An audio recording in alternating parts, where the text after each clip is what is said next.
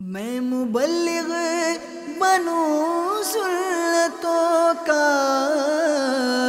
خوب چرچا کروں سنتوں کا، ہو کرم بحر خاک مدینہ۔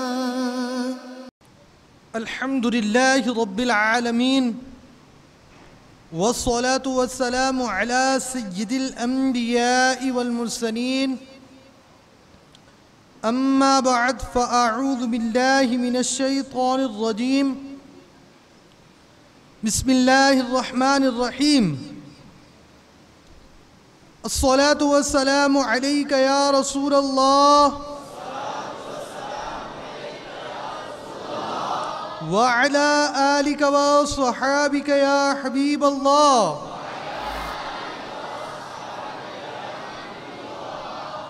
الصلاة والسلام عليك يا نبي الله،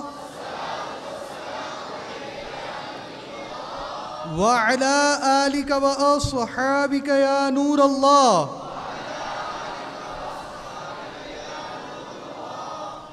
نويت سنة الاعتكاف۔ میٹھے میٹھے اسلامی بھائیوں اور مدنی چینل کے ناظرین، جب کبھی بھی داخل مسجد ہو تو یاد کر اعتکاف کی نیت ضرور فرما لیا کریں۔ اس کا فائدہ یہ ہوگا کہ جب تک آپ مسجد میں رہیں گے دیگر عبادات کے ساتھ ساتھ اعتکاف کا ثواب بھی ملتا رہے گا انشاءاللہ عز و جل۔ قریب قریب آ کر بیان کی تعظیم کی نیت سے ہو سکے تو دو زانوں بیٹھ جائیے۔ اگر تھک جائیں تو جس طرح آپ کو آسانی ہو اسی طرح بیٹھ کر نگاہیں نیچی کیے توجہ کے ساتھ رضائے الہی عز و جل کے لیے علم دین حاصل کرنے کی نیت سے بیان سنیے کہ لاپرواہی کے ساتھ ادھر ادھر دیکھتے ہوئے، زمین پر انگلی سے کھیلتے ہوئے، لباس، بدن یا بالوں وغیرہ کو سہلاتے ہوئے سننے سے اس کی برکتیں زائل ہونے کا اندیشہ ہے۔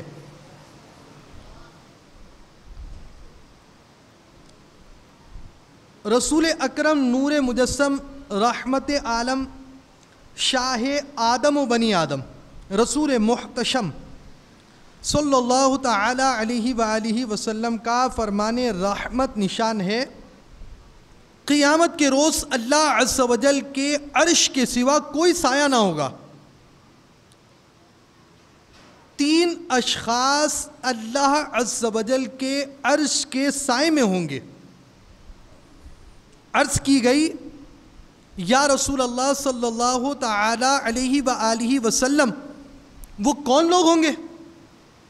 ارشاد فرمایا ایک وہ شخص جو میرے امتی کی پریشانی دور کرے، نمبر دو میری سنت کو زندہ کرنے والا، نمبر تین مجھ پر کثرت سے درود پڑھنے والا۔ صلو علی الحبیب صلی اللہ تعالی علی محمد۔ میٹھے میٹھے اسلامی بھائیوں اور مدنی چینل کے ناظرین، پیارے آقا مدینے والے مصطفیٰ صلی اللہ علیہ وسلم سے نسبت پانے والا جو مہینہ ہے، اس کے بارے میں رسول اکرم نور مجسم شاہ بنی آدم صلی اللہ علیہ وسلم کا فرمان مکرم ہے، شعبان میرا مہینہ ہے اور رمضان اللہ عز و جل کا۔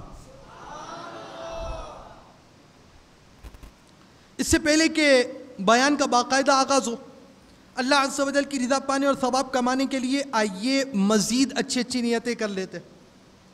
سرکار مدینہ راحت قلب و سینہ فیض گنجینہ باعث نزول سکینہ صلی اللہ علیہ وسلم کا فرمان باقرینہ ہے، نیت المؤمن خیر من عملہ، یعنی مومن کی نیت اس کے عمل سے بہتر ہے۔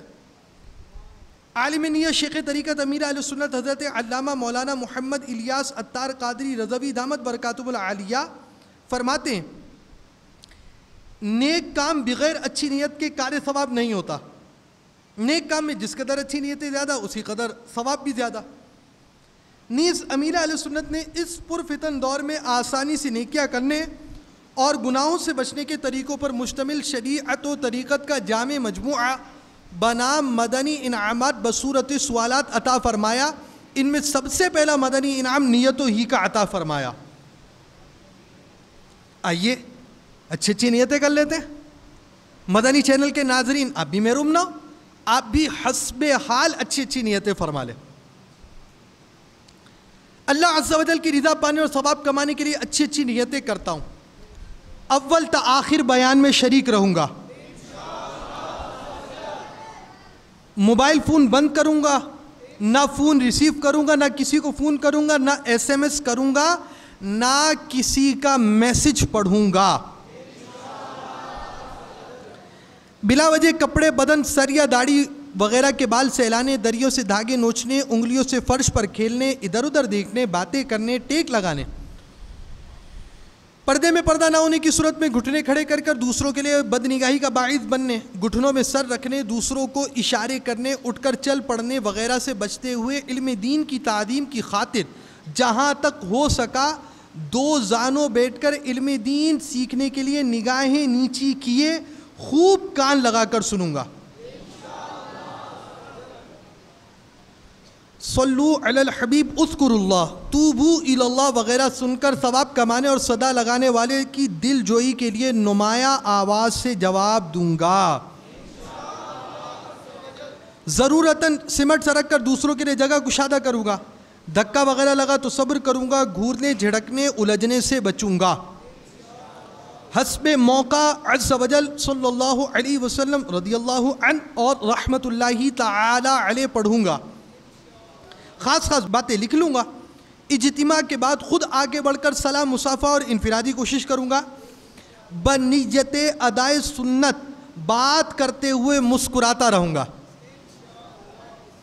مزید اپنے لیے بھی کچھ نیتیں بڑھا لیتا ہوں۔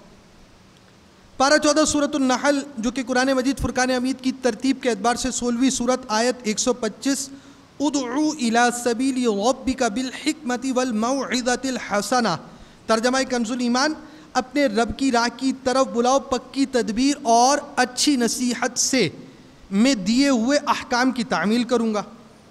بخاری شریف حدیث 4361 میں وارد اس فرمان مصطفیٰ صلی اللہ علیہ وسلم، بلغوا عنی ولو آیا، یعنی پہنچا دو میری طرف سے اگرچہ ایک ہی آیت ہو، میں دیے ہوئے حکم کی پیروی کروں گا۔ اعلاء کلمت الحق، یعنی اللہ عز و جل کا کلمہ بلند کروں گا، نیکی کا حکم دوں گا، برائی سے منع کروں گا، موقع کی مناسبت سے صلو علی الحبیب اذکر اللہ توبو الی اللہ وغیرہ کہوں گا۔ عربی، انگریزی اور مشکل الفاظ و اشعار بولتے وقت دل کے اخلاص پہ توجہ رکھوں گا، یعنی اپنی علمیت کی دھاک بٹھانی مقصود ہوئی یا حب جا وغیرہ کا ابھار ہوا تو بولنے سے بچوں گا۔ نظر کی حفاظت کی عادت بنانے کی خاطر بیان کرتے، بات چیت کرتے، چلتے پھرتے یا ایسے ہی اٹھتے بیٹھتے حتی الامکان نگاہیں نیچی رکھوں گا۔ خشوع نفاق، یعنی اعضاء میں تو خشوع ہو مگر دل عاجزی سے خالی ہو سے بچوں گا۔ مدنی قافلے، مدنی انعامات، مدرسۃ المدینہ نیز علاقۂ دورہ برائے نیکی کی دعوت کی رغبت دلاؤں گا۔ کہا لگانے لگوانے سے بچوں گا، فالتو جملے اور غیر ضروری الفاظ سے پرہیز کروں گا، غلطی کی صحیح نشاندہی پر فوراً ازالہ کر لوں گا۔ آج کے بیان اور اب تک کی نیکیوں پر اللہ عز و جل کی رحمت سے ملنے والا ثواب بوسیلہ رحمت للعالمین صلی اللہ علیہ وسلم، برائے جناب رسالت مآب صلی اللہ علیہ وسلم، انبیاء و مرسلین، خلفاء راشدین، امہات المؤمنین، تمام صحابہ و تابعین و تبع تابعین، ائمہ مجتہدین خصوصاً ائمہ اربعہ اور ان کے مقلدین، سلاسل اربعہ کے مشائخ و مریدین، مدنی قافلوں کے مسافرین، مدنی انعامات کے عاملین اور تمام مؤمنات و مؤمنین، مسلمات و مسلمین، خصوصاً سرکار اعلیٰ حضرت اور امیر اہل سنت کو ایصال ثواب کی نیت سے کروں گا۔ الحمدللہ عز و جل بیان کا سلسلہ ہے، مکمل بیان بالثواب ہو پائے یہ ضروری نہیں، بھول کرتا پائیں فوراً میری اصلاح فرمائیں۔ صلو علی الحبیب صلی اللہ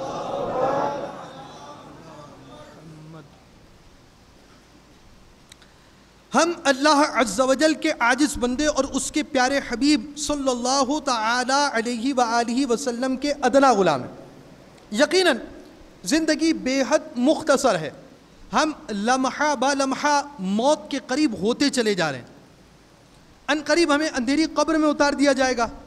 نجات تمام جہانوں کے پالنے والے اللہ رب العالمین عز و جل کی اطاعت اور مؤمنین پر رحم و کرم فرمانے والے رسول کریم رؤوف الرحیم صلی اللہ تعالی علیہ وآلہ وسلم کی سنتوں کی اتباع میں ہے۔ 4 مدنی پھول ایسے کہ انہیں سیکھ کر ان پر عمل کر کر نیز انفرادی کوشش کے ذریعے دوسروں کو اس کا عامل بنانے کی کوشش کرتے رہیے۔ انشاءاللہ عز و جل بطفیل مصطفیٰ صلی اللہ تعالی علیہ وآلہ وسلم اس کی برکت سے پابند سنت بننے، گناہوں سے نفرت کرنے اور ایمان کی حفاظت کے لیے کڑنے کا ذہن بنے گا۔ نمبر 1 ارکان اسلام، نمبر 2 اتباع سنت، نمبر 3 حسن اخلاق، 4 نیکی کی دعوت۔ صلو علی الحبیب صلی اللہ تعالی علی محمد۔ میٹھے میٹھے اور پیارے پیارے اسلامی بھائیوں، انسان کی پیدائش کا مقصد 2 چیزوں میں کامل ہونا ہے، اور وہ 2 چیزیں کیا ہیں؟ علم اور عبادت۔ اس لیے بندے کو چاہیے کہ انہی 2 کے ساتھ مشغول رہے، یعنی علم و عبادت کے ساتھ اس کی زندگی پوری ہو جائے۔ ان 2 کے حصول کے لیے مشقتیں برداشت کرے اور انہی 2 میں غور و فکر کرتا رہے۔ میٹھے میٹھے اسلامی بھائی اور مدنی چینل کے ناظرین،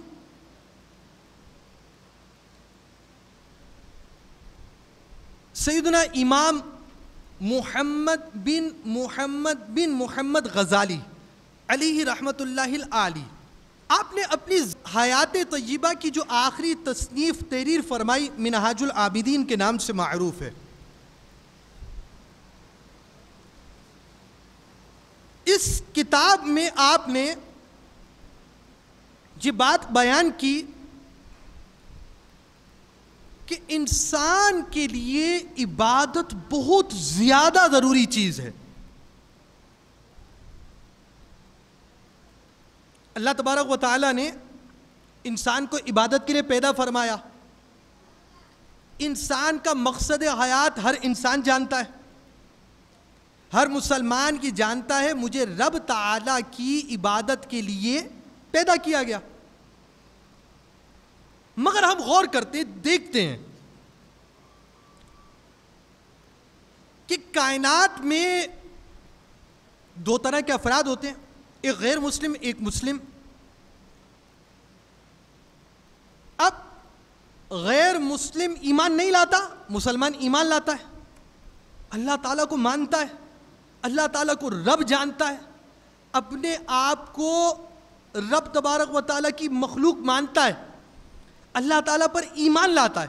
مگر پھر یہ مسلمان 2 طرح کے ہیں، ایک وہ مسلمان جو اللہ تعالیٰ کی اطاعت عبادت کے اندر مصروف ہو جاتے ہیں، اور ایک وہ مسلمان کے رب تعالیٰ پر ایمان لانے کے بعد، رب تبارک و تعالیٰ کا کلمہ پڑھنے کے بعد، مصطفیٰ کریم صلی اللہ علیہ وسلم کا کلمہ پڑھنے کے باوجود رب تعالیٰ کی اطاعت اور حبیب کریم صلی اللہ علیہ وسلم کی اتباع کی طرف اس کا دل مائل نہیں ہوتا۔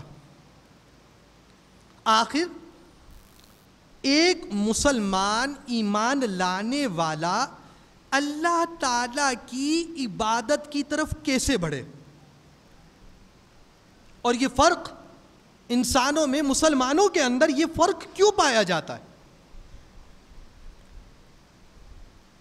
آپ نے اس کی وجوہات بیان کی، پھر عبادت کے اندر آنے والے مراحل کو بتدریج بیان کیا۔ انسان اللہ کی عبادت کی طرف کیوں مائل نہیں ہوتا، اس کی کیا وجوہات ہیں؟ یہاں سے فارغ ہوئے، اب انسان کا میلان رب تعالیٰ کی عبادت کی طرف ہوا تو پھر کچھ رکاوٹیں ہیں جو عبادت کو پورا کرنے نہیں دیتی۔ ان رکاوٹوں کو دور کیا تو پھر کچھ چیزیں ہیں جو عبادت سے توجہ بٹاتی ہیں، ان چیزوں سے بچتا ہے اور عبادت پر مستقیم ہوتا ہے، استقامت پاتا ہے. تو پھر کچھ ایسے وار ہیں جو انسان کی طرف بڑھ کر اس کی عبادت برباد کرنے کی طرف آ جاتے ہیں. پھر انسان ان سے بچتا ہے اور آہستہ آہستہ وہ رب تبارک و تعالی کی نعمتوں کی قدردانی اور خوف خدا کی نعمت سے سرشار ہو کر کامیاب عبادت گزار بن جاتا ہے. یہ پوری کتاب کے اندر یہ بات آپ نے بیان فرمائی. اب اس میں سب سے پہلا باب آپ نے جو قائم کیا وہ علم کے بیان میں. کیوں؟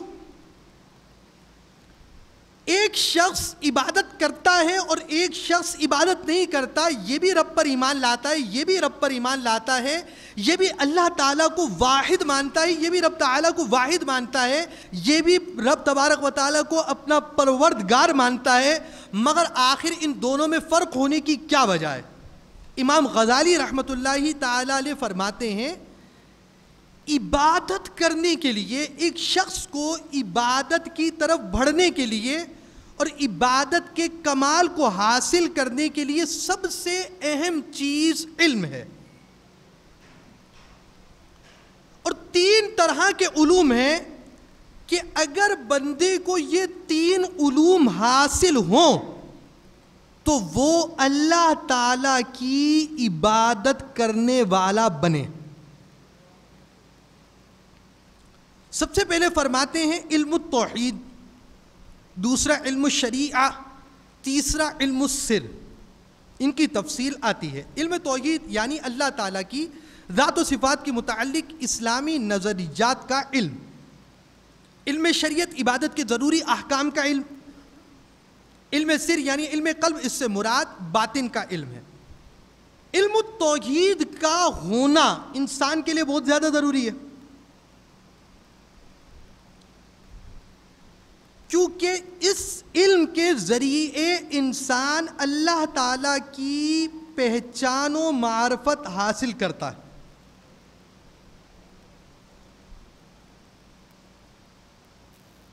جیسا کہ بہار شریعت حصہ اول صفحہ 3 عقائد متعلقہ ذات و صفات مطبوعہ مکتبۃ المدینہ میں ہے کہ اس کے افعال کے ذریعے، اللہ تعالیٰ کے افعال کے ذریعے اجمالاً اس کی صفات، پھر ان صفات کے ذریعے سے معرفت ذات حاصل ہوتی ہے. گرمی ہوتی ہے، ایک دم بادل امنڈ آتے ہیں، بارش ہونے لگتی ہے. بارش اللہ تعالیٰ نے کی، اس سے پتہ چلا کہ اللہ تبارک و تعالیٰ رحیم ہے، رحم کرنے والا ہے.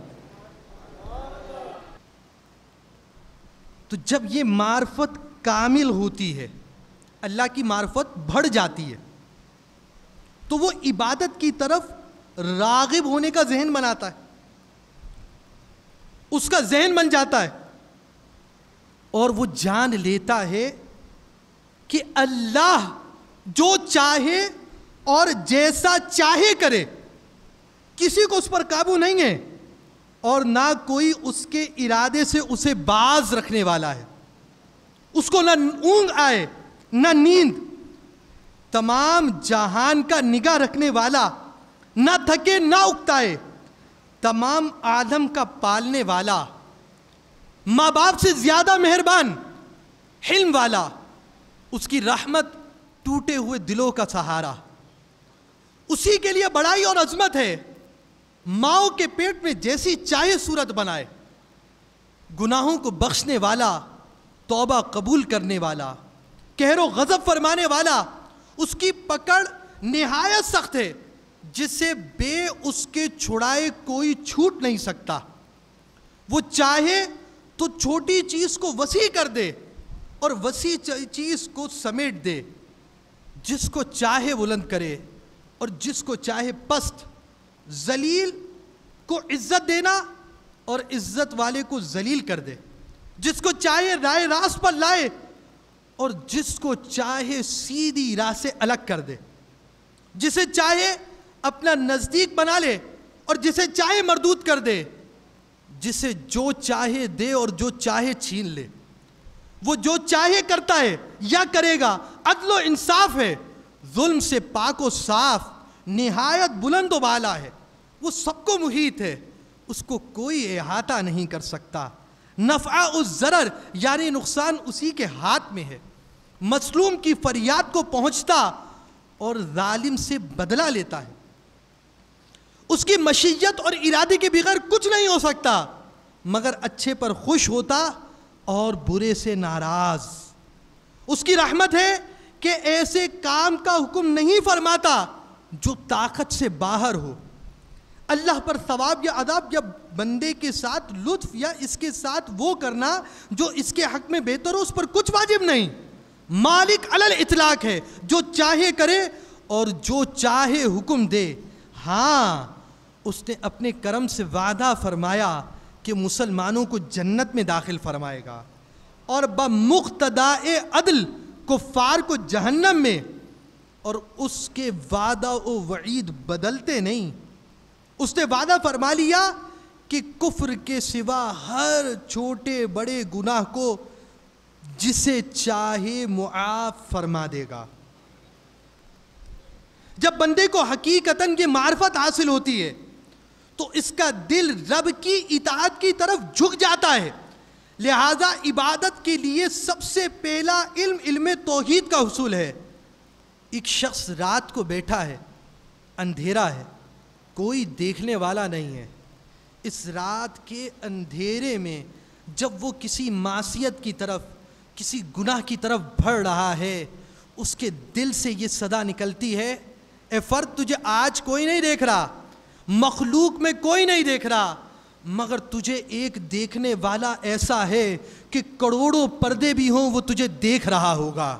اور وہ ذات ایسی عالی ذات ہے کہ آج تو جو کر لے, تجھے ڈھیل دی ہے, تجھے آسائش دی ہے, تجھے چھوٹ دی ہے, مگر ایک دن یوم عدل کا دن رکھا ہے, ایک وہ انصاف کا دن رکھا ہے کہ جس دن تجھ سے تیری ایک ایک سانس کے بارے میں پوچھا جانے والا ہے, جس دن تجھ سے تیرے ایک ایک قدم کے بارے میں پوچھا جانے والا ہے, جس دن تجھ سے تیری ایک ایک حرکت, ایک ایک سکنت کے بارے میں پوچھا جانے والا ہے. وہ بڑا عظیم دن ہوگا, اس کی عظمت ایسی ہوگی کہ اس دن بڑے بڑے متقی پرہیزگار گھٹنوں کے بل رب کے حضور جھک جائیں گے. اور وہ ایسا عظیم دن ہوگا کہ بندہ اگر 70 انبیاء کے مثل نیکیاں لے کر جائے, مگر اس دن کی عظمت کے پیش نظر اپنی نیکیوں کو حقیر اور کم جانے گا. ایسے عظیم دن میں رب کے حضور کھڑا ہونا ہوگا جب اس کے دل میں رب تعالیٰ کی عظمت بیٹھ جائے گی, رب تعالیٰ کی ہیبت اس دل کے اندر اجاگر ہوگی. جب اسے رب تعالیٰ کی محبت سے حصہ ملے گا تو اب وہ شخص خواہ سردی ہو بستر چھوڑ کر مسجد کی جانب آئے گا, خواہ گرمی ہو اب وہ اس گرمی کی تھکاوٹ کی وجہ سے بستر کا رخ نہیں کرے گا, مگر وہ شخص اللہ کی عبادت کے بعد اپنی آسائش و آرام گاہ کی طرف جائے گا.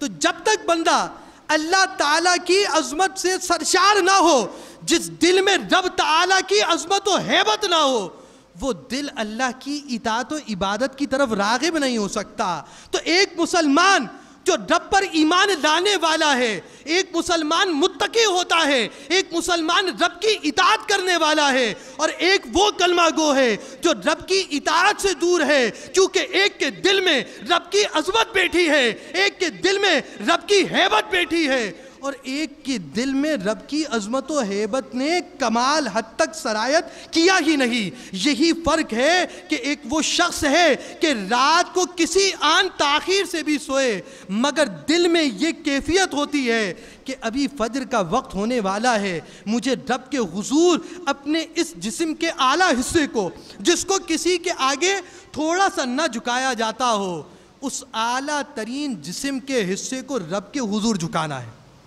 جب اللہ کی عظمت اس دل میں بیٹھتی ہے تو بندہ کمرے کے اندھیرے میں بھی رب کی اطاعت کے کام کرتا ہے, سب سے چھپ جاتا ہے, مگر رب تبارک و تعالیٰ کی نافرمانی کے لیے دلیر نہیں ہوتا.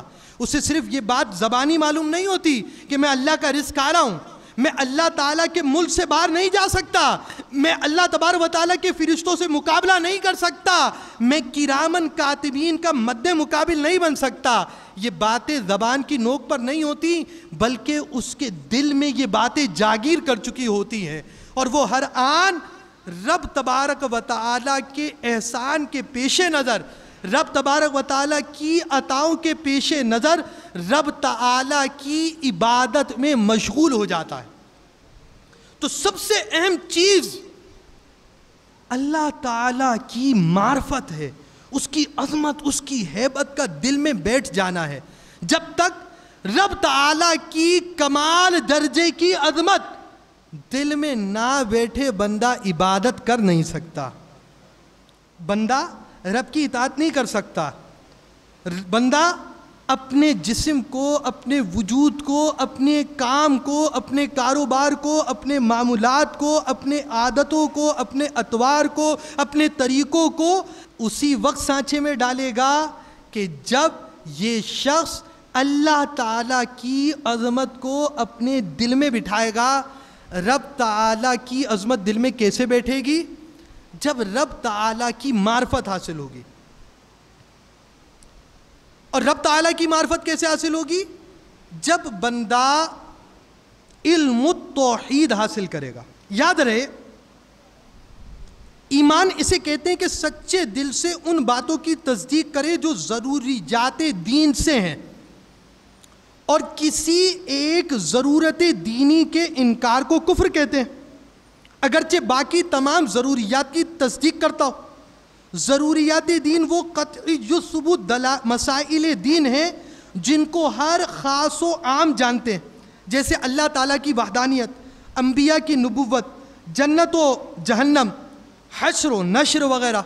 تو ایمان کا معنی یہ ہے کہ جس چیز پر ایمان رکھنا ہے ان میں سے کسی چیز کا انکار نہ پایا جائے, وہ ان کی تصدیق کرتا ہو اور انکار نہ کرتا ہو. لہذا اللہ تعالیٰ پر ایمان لانا اسی وقت درست شمار ہوگا جب ہر ضرورت دینی پر ایمان لائے, خواہ اس کا تعلق اللہ تعالیٰ کی ذات و صفات سے ہو, یا نبوت سے ہو, یا جن و ملائکہ سے ہو, یا عالم برزخ سے ہو, یا قیامت کی نشانیوں سے ہو, یا روز قیامت سے ہو, یا جنت و دوزخ سے ہو, یا ولایت و امامت سے ہو. ایک بھی ضرورت دینی کا انکار کرنے والا اللہ پر ایمان لانے والا شمار نہ ہوگا. ان ضروری احکام کو سیکھنے کے لیے بہار شریعت حصہ اول کا مطالعہ فرمائیے. یاد رکھیے کہ علم العقائد کا سیکھنا فرض عین ہے, یعنی ایسا فرض جس کا کوئی سبسٹیٹیوٹ متبادل نہیں ہو, آپشن نہیں ہے, آپشن لیس ہے, کمپلسری ہے. کمپلسری پیپر دیتے ہی ہوں گے, مدنی چینل کے ناظرین بھی دیتے ہوں گے کہ بعض پرچوں میں رعایت نہیں ہوتی, اسی طرح بعض علم دین حاصل کرنے میں رعایت نہیں ہوتی. ان میں سے ایک علم دین کا اصول اللہ تعالیٰ کے بارے میں ضروری احکام کا سیکھنا ہے, اور یہ بہار شریعت پہلے حصے سے آپ اس کا مطالعہ کر سکتے ہیں. اعلیٰ حضرت علیہ رحمت رب العزت فتاوی رضویہ جلد 23 صفحہ 612 پر ارشاد فرماتے ہیں, اس کی طرف احتیاج میں سب یکساں ہیں. آپ بھلے ٹیوٹر ہوں, بھلے اسٹوڈنٹ ہو, آپ بھلے آفیسر ہوں, بھلے پرنسپل ہوں, بھلے آپ لائر ہوں, جج ہوں, آپ تاجر ہوں, آپ کاشتکاری کرتے ہوں, سب کو اس علم کی احتیاج و ضرورت میں برابری حاصل ہے, اور سب کو اس کا علم سیکھنا لازم اور ضروری ہے. نیز حرام الفاظ اور کلمات کفریہ کا علم سیکھنا بھی فرض ہے. الحاصل جب رب تعالیٰ کی ذات کی معرفت حاصل ہوتی ہے, اللہ تعالیٰ کی ذات و صفات کو بندہ پہچانتا ہے, تو بندہ عبادت کی طرف راغب ہوتا ہے.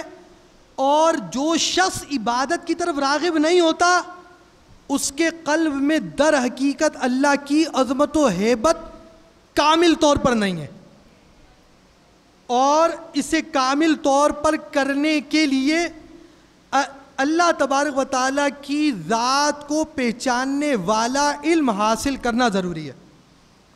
اور جب رب تعالیٰ کی معرفت کامل ہو جاتی ہے، اللہ تبارک و تعالیٰ کی جو معرفت انسان حاصل کر سکتا ہے، کیونکہ انسان اپنی عقل سے رب تعالیٰ کی معرفت حاصل کر ہی نہیں سکتا، انسان مخلوق ہے، پوری طور پر رب کی معرفت حاصل ہو ہی نہیں سکتی، یہاں تک کہ اعلیٰ حضرت رضی اللہ تعالیٰ عنہ نے یہاں تک لکھا کہ جنتی جنت میں چلے جائیں گے تو ہر آن جنتیوں کا علم بڑھتا چلا جائے گا، اور ہر لمحے اللہ کی ذات و معرفت کے علوم کے اعتبار سے بندے کے علم میں اضافہ ہوتا جائے گا، یعنی اللہ تعالیٰ کی معرفت میں بندے کا علم بڑھتا چلا جائے گا، وہ اللہ تعالیٰ کی معرفت حاصل کرتا چلا جائے گا، اور یہ سلسلہ ابد الابد ہمیشہ ہمیشہ جاری رہے گا، تب بھی رب کی معرفت حاصل نہیں کر پائے گا، اللہ کی معرفت حاصل نہیں کر سکتی مخلوق۔ تو جتنی مخلوق کی طاقت ہے اس کے مطابق ہی مخلوق معرفت حاصل کر سکتی ہے، مگر ضروری مسائل شرعیہ، ضروری عقائد شرعیہ، ضروری نظریات شرعیہ، اس کا علم حاصل کرنا فرض عین ہے۔ اور جب یہ معرفت جتنی بندے کو طاقت ہے وہ کامل ہو جاتی ہے تو کسی آن بھی رب کی اطاعت چھوڑنے کا وہم و گمان تک نہیں رہتا۔ کچھ عرصے پہلے شیخ طریقت امیر اہل سنت بانی دعوت اسلامی حضرت علامہ مولانا ابو البلال محمد الیاس عطار قادری رضوی دامت برکاتہم العالیہ کا آپریشن ہوا۔ ہمارا آپریشن ہوتا ہے، ہم بالکل بے بس ہو جاتے ہیں، بھوکلا جاتے ہیں، ہمارا ذہن کام نہیں کر رہا ہوتا، اور دوسری جانب امیر اہل سنت کا آپریشن ہوا۔ آپ کے شرائط ہوتے ہیں، آپریشن میں کوئی عورت نہیں آئے گی، آپریشن میں یہ وقت رکھا جائے گا کہ نماز کا کوئی وقت نہیں آئے گا، آپریشن میں اگر کبھی کوئی ستر کا حصہ کھلنا ہوگا تو مرد بھی اتنے ہی ہوں گے جتنوں کی حاجت ہوگی، اس کے علاوہ کوئی نہیں ہوگا۔ اچھا، بیڈ بھی قبلے کی طرف پیر نہیں ہونے چاہیے، اس کا بھی اہتمام ہوگا۔ تو اب یہ سارے شرائط کے ساتھ آپ کا آپریشن کا سلسلہ ہوا۔ عشاء کے بعد کا وقت طے کیا گیا تھا کہ عشاء کی نماز پڑھ لی جائے اور فجر میں وقت زیادہ ہوگا، اتنی دیر میں آپریشن وغیرہ سے فارغ ہو کر ہوش میں بھی آ جائے۔ اب آپریشن ہو گیا،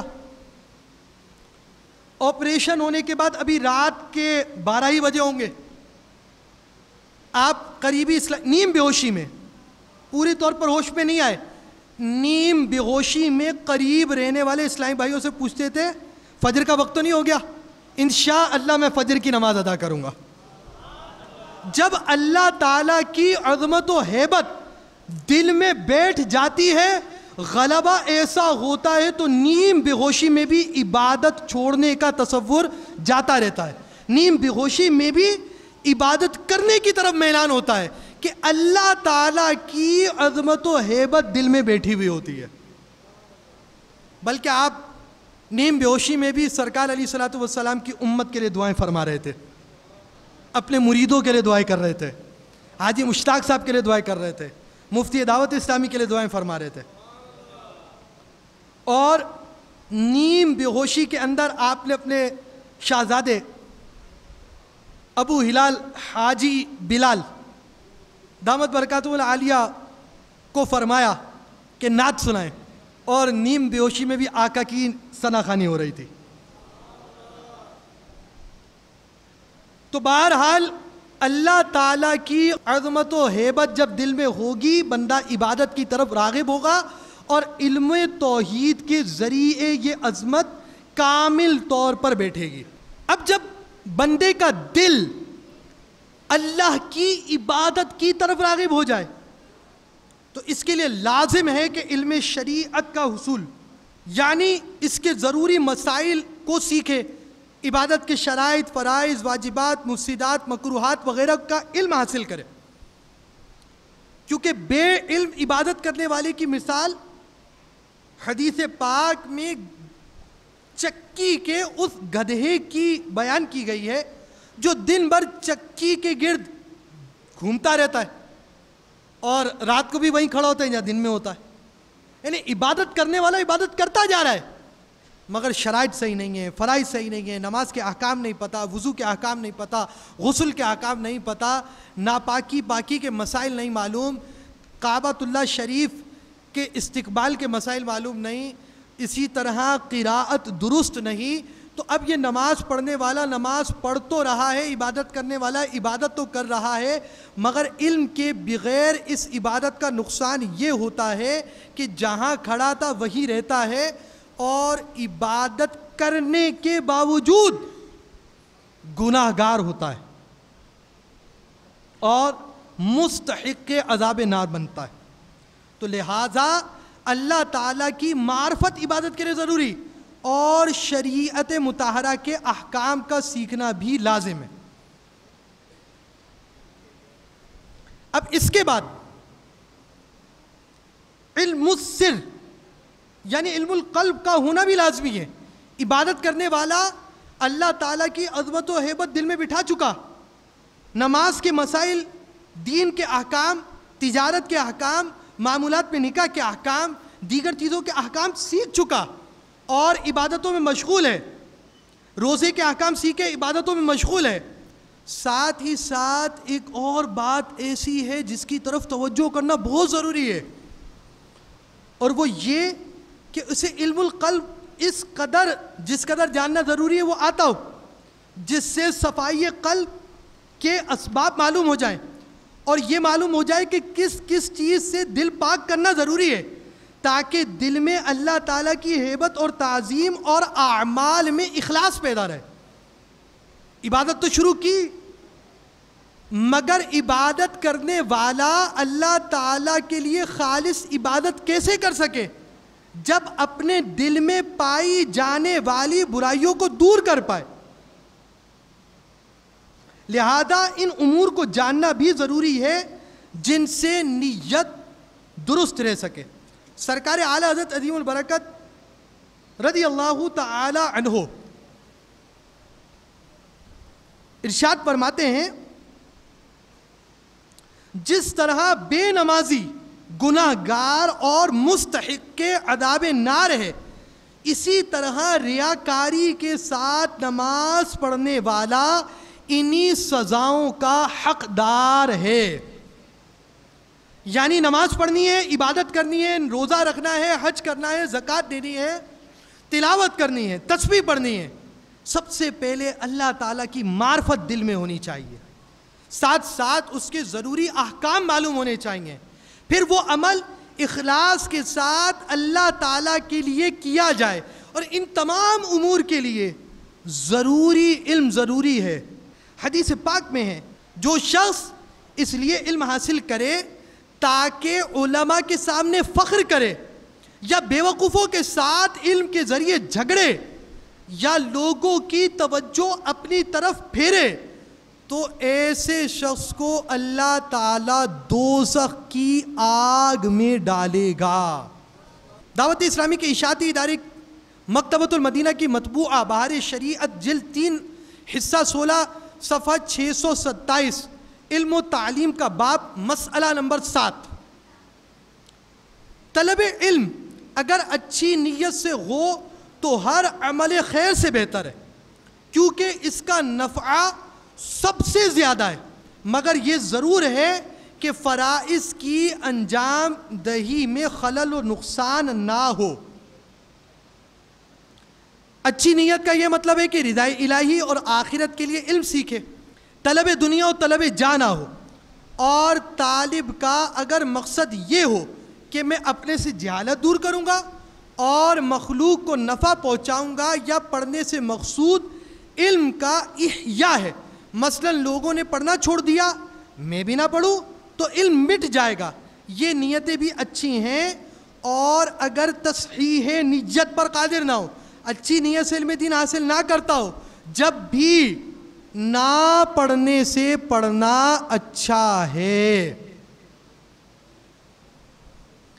علم و تعلیم کے تفصیلی مسائل جاننے کے لیے بہار شریعت جلد 3 حصہ 16 صفحہ 618 تا 629 مطبوعہ مکتبۃ المدینہ، اور فتاوی رضویہ جلد 23 صفحہ 623 تا 720 کا مطالعہ بے حد مفید ہے۔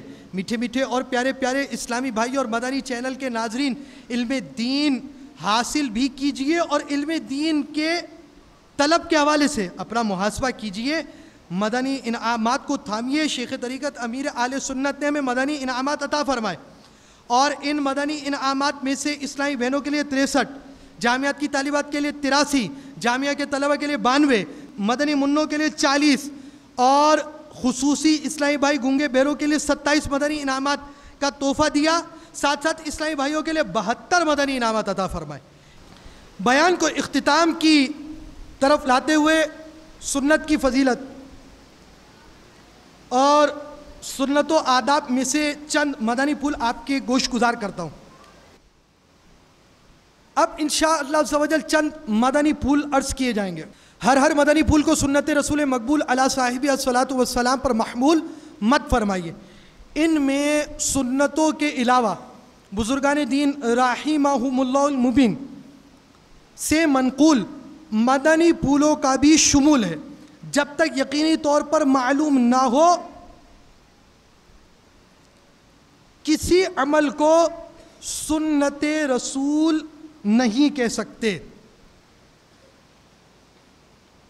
تاجدار رسالت شہنشاہ نبوت مصطفیٰ جان رحمت شمع بزم ہدایت نوشائے بزم جنت صلی اللہ علیہ وسلم کا فرمان جنت نشان ہے، جس نے میری سنت سے محبت کی اس نے مجھ سے محبت کی، اور جس نے مجھ سے محبت کی وہ جنت میں میرے ساتھ ہوگا۔ سینہ تیری سنت کا مدینہ بنے آقا، جنت میں پڑوسی مجھے تم اپنا بنانا۔ راہ مدینہ کا مسافر کے 15 حروف کی نسبت سے چلنے کی 15 سنتیں اور آداب۔ پارہ 15 سورہ بنی اسرائیل آیت 37 میں ارشاد رب العباد ہے، ترجمہ کنز ایمان، اور زمین پر اتراتا نہ چل، بے شک ہرگز زمین نہ چیر ڈالے گا اور ہرگز بلندی میں پہاڑوں کو نہ پہنچے گا۔ دعوت اسلامی کے اشاعتی ادارے مکتبۃ المدینہ کی مطبوعہ 1197 صفحات پر مشتمل کتاب بہار شریعت جلد 3 صفحہ 435 پر فرمان مصطفیٰ صلی اللہ علیہ وسلم ایک شخص 2 چادریں اوڑھے ہوئے اترا کر چل رہا تھا اور گھمنڈ میں تھا، وہ زمین میں دھسا دیا گیا اور قیامت تک دھستا ہی جائے گا۔ سرور کائنات صلی اللہ علیہ وسلم بسا اوقات چلتے ہوئے اپنے کسی صحابی کا ہاتھ اپنے دستے مبارک سے پکڑ لیتے۔ رسول اکرم نور مجسم صلی اللہ علیہ وسلم چلتے تو کس قدر آگے جھک کر چلتے، گویا کہ آپ بلندی سے اتر رہے ہیں۔ گلے میں سونے یا کسی بھی دھات یا میٹل کی چین ڈالے، لوگوں کو دکھانے کے لیے گریبان کھول کر اکڑتے ہوئے ہرگز نہ چلیں کہ یہ احمقوں، مغروروں اور فاسقوں کی چال ہے۔ گلے میں سونے کی چین یا بریسلٹ پہننا مرد کے لیے حرام اور دیگر دھاتوں یعنی میٹلز کی بھی ناجائز ہے۔ اگر کوئی رکاوٹ نہ ہو تو راستے کے کنارے کنارے درمیانی رفتار سے چلیں، نہ اتنا تیز کہ لوگوں کی نگاہیں آپ کی طرف اٹھیں کہ کہاں دوڑے جا رہے ہیں، اور نہ اتنا آہستہ کہ دیکھنے والا آپ کو بیمار سمجھے۔ امرت کا ہاتھ نہ پکڑیں، شہوت کے ساتھ کسی بھی اسلامی بھائی کا ہاتھ پکڑنا یا مصافحہ کرنا یعنی ہاتھ ملانا یا گلے ملنا حرام اور جہنم میں لے جانے والا کام ہے۔ راہ چلنے والے پریشان نظری یعنی بلا ضرورت ادھر ادھر دیکھنا سنت نہیں، نیچی نظریں کیے پر وقار طریقے پر چلیے۔ حضرت سیدنا حسان بن ابی سینان علیہ رحمۃ اللہ الحنان نماز عید کے لیے گئے، جب واپس گھر پر تشریف لائے تو اہلیہ یعنی بیوی صاحبہ کہنے لگیں، آج کتنی عورتیں دیکھی؟ آپ رحمۃ اللہ تعالی علیہ خاموش رہے. جب اس نے زیادہ اصرار کیا تو فرمایا گھر سے نکلنے سے لے کر تمہارے پاس واپس آنے تک میں پاؤں کے انگوٹھوں کی طرف دیکھتا رہا ہوں. سبحان اللہ عز و جل. اللہ والے راہ چلتے ہوئے بلا ضرورت بالخصوص بھیڑ کے موقع پر ادھر ادھر دیکھتے نہیں تھے کہ مبادا یعنی ایسا نہ ہو کہ شرعاً جس کی اجازت نہیں اس پر نظر پڑے. یہ ان بزرگوں کا تقویٰ تھا. مسئلہ یہ ہے کہ کسی عورت پر بے اختیار نظر پڑ بھی جائے اور فوراً لوٹا لے تو گناہ گار نہیں. کسی گھر کی بالکنی یا کھڑکی کی طرف بلا ضرورت نظر اٹھانا مناسب نہیں. اور تاکہ جھانکی اس طرح کی گھروں پر یہ ہمارے مدنی انعام کے بھی خلاف ہے. مدنی انعام پر بھی عمل کیجئے, تاکہ جھانکی سے باز رہیے. چلنے یا سیڑھی چڑھنے اترنے میں یہ احتیاط کیجئے کہ جوتوں کی آواز پیدا نہ ہو. ہمارے پیارے پیارے آقا صلی اللہ علیہ وسلم کو جوتوں کی دھمک ناپسند تھی. راستے میں دو عورتیں کھڑی ہوں یا جا رہی ہوں تو ان کے بیچ میں سے نہ گزریں کہ حدیث پاک میں اس کی ممانعت آئی. راہ چلتے ہوئے کھڑے بلکہ بیٹھے ہونے کی صورت میں بھی لوگوں کے سامنے تھوکنا, ناک سنکنا, ناک میں انگلی ڈالنا, کان کھجاتے رہنا, بدن کا میل انگلیوں سے چھڑانا تہذیب کے خلاف ہے. بعض لوگوں کی عادت ہوتی ہے کہ راہ چلتے ہوئے جو چیز بھی آڑے آتی ہے لاتے مارتے ہیں. یہ قطعاً غیر مہذب طریقہ ہے. اسی طرح پاؤں زخمی ہونے کا بھی اندیشہ.